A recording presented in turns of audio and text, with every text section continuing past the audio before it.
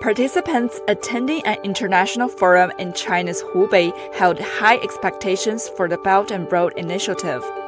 They expressed the views during the first Dong Forum that concluded on Sunday in Woohan, central China's Hubei province.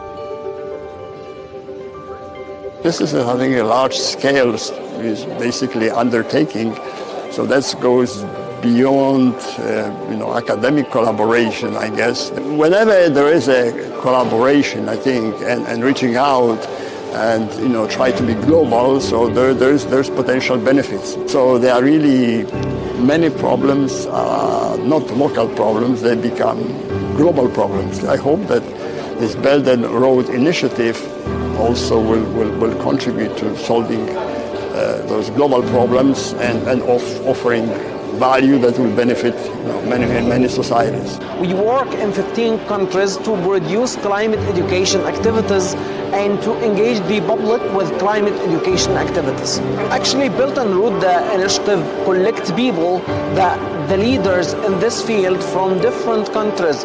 This knowledge to the world about the advantages of international cooperation.